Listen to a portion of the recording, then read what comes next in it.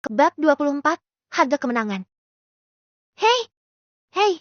Kau dengar aku? Kyle merasa seperti tenggelam di dasar danau gelap.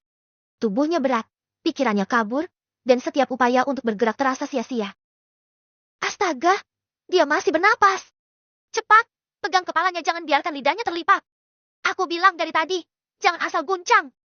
Kau mau mematahkan leher bocah ini. Kalau kau punya ide yang lebih baik, katakan sekarang juga. Kyle mengerang pelan. Suara-suara itu saling bertabrakan. Terlalu keras dan terlalu dekat. Dia bergerak. Tenang, tenang. Nak, dengar aku. Kau aman sekarang. Jangan memaksakan diri. Aman. Kata itu terasa asing. Kelopak mata Kyle bergetar, membuka sedikit. Langit-langit batu yang tidak rata menyambutnya. Cahaya obor menari di tepinya. Bayangan manusia bergerak dua siluet, satu tinggi dan kekar, satu lagi lebih ramping. Dia sadar. Sial, bocah ini keras kepala. Jangan bilang begitu di depannya, Red. Lihat kondisinya, dia hampir mati. Hampir? Dengan luka seperti itu, dia seharusnya sudah mati. Kyle mencoba bicara. Yang keluar hanya napas serak. Air! Gumamnya. Siluet ramping itu segera berlutut di sampingnya. Pelan-pelan. Seteguk saja. Cairan dingin menyentuh bibirnya. Kyle meneguk sedikit, batuk pelan. Rasa sakit langsung menjalar dari tenggorokan ke dada. Gah! Cukup, cukup. Jangan dipaksakan. Kyle menutup mata lagi, menarik napas dangkal. Kau siapa? Katanya lirih. Aku Laisa. Jawab suara perempuan itu lembut. Ini Red. Kami petualang Erang. Erang. Kyle mengulang pelan, lalu tertawa pendek yang berubah menjadi batuk. Pantas. Red mendengus. Bocah, apakah kau tahu kondisimu saat kau ditemukan? Kyle tidak menjawab. Tubuhmu penuh darah. Manamu kosong total. Kau tergeletak di depan dungeon seperti karung yang dilempar. Laisa melirik Red tajam. Kau tidak perlu mengatakan semuanya dengan cara seperti itu. Dia perlu tahu. Kalau tidak, dia akan mengulanginya. Kyle membuka mata sedikit, menatap mereka. Monster! Katanya terputus-putus. Masih hidup? Red terdiam. Laisa menjawab pelan. Kami tidak menemukan monster apapun. Tidak ada jejak pertempuran besar di luar. Hanya ada reruntuhan di bagian dalam. Kyle tersenyum lemah. Berarti aku tidak bermimpi. Red menghela napas panjang, lalu berlutut lebih dekat. Dengar, bocah. Aku tidak tahu apa yang kau lawan.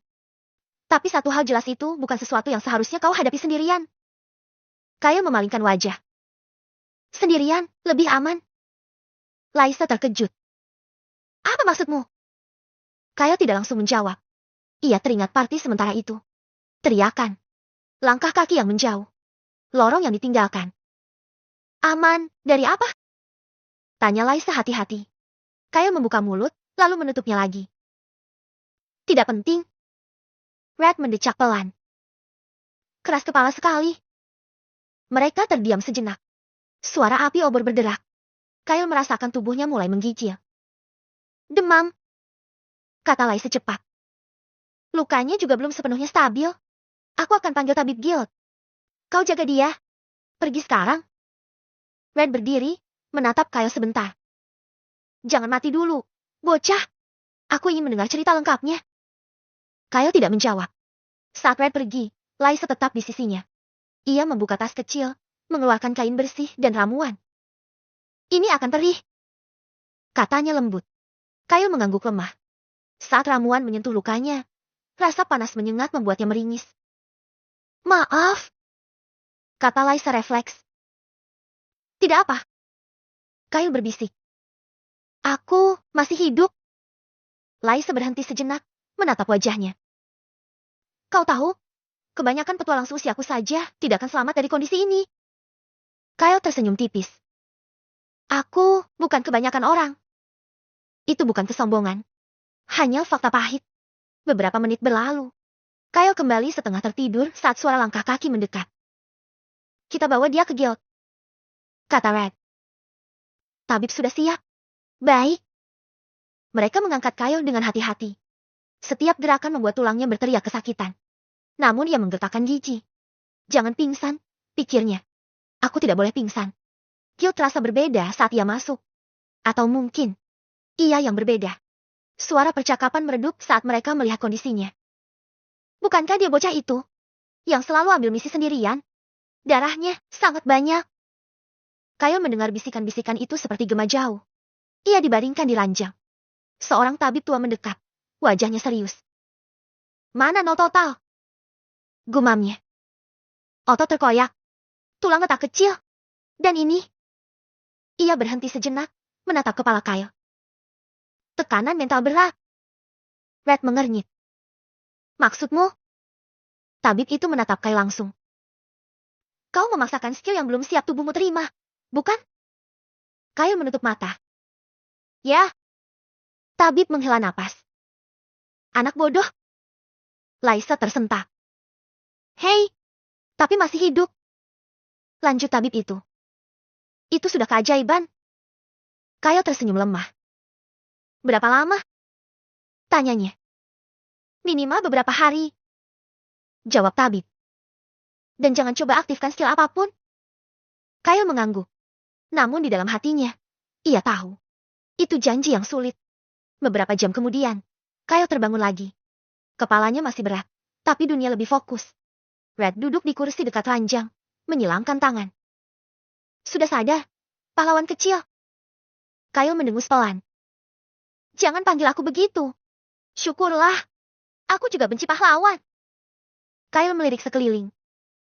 Laisa, di luar. Dia terlalu baik untuk dunia ini. Kyle tersenyum tipis. Red mencondongkan badan. Sekarang ceritakan.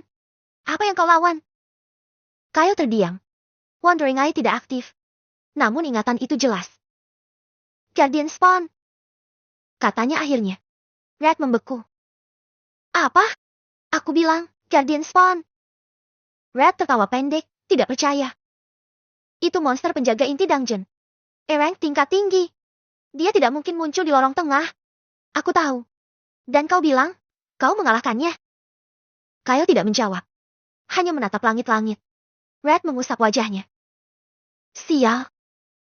Beberapa petualang lain mendekat, penasaran. Benarkah? Bisik seseorang. Anak ini. Red berdiri, berbalik. Pergi. Ini bukan tontonan. Namun rumor sudah terlanjur menyebar. Kyle menutup mata. Jadi beginilah. Malam itu, Guildmaster datang. Seorang pria parubaya dengan tatapan tajam. Ia berdiri di samping ranjang Kyle. Nama? Tanyanya singkat. Kyle. Usia? 12. Guildmaster menghela napas pelan. 12. Ulangnya. Dan kau masuk dungeon rank sendirian. Kyle tidak membela diri. Kenapa kau melakukan itu? Tanya pria itu. Kyle membuka mata.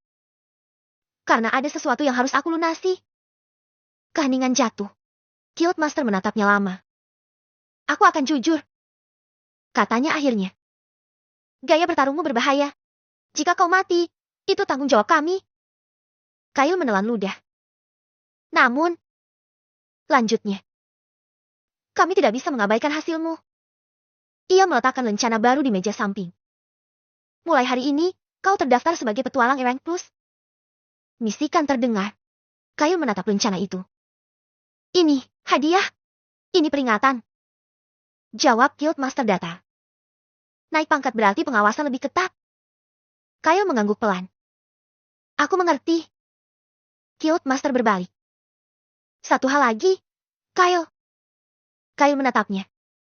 Jika kau terus bertarung seperti ini, dunia akan memperhatikanmu. Kyle tersenyum kecil, pahit. Dunia sudah melakukannya. Malam kembali hening. Kyle sendirian. Tubuhnya sakit. Pikirannya penuh. Namun satu hal jelas. Ia menang. Dan kemenangan itu hampir membunuhnya. Ia menatap tangannya yang gemetar.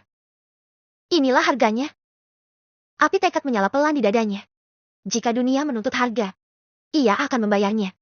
Dengan caranya sendiri. Bab 25. Peringatan Guild.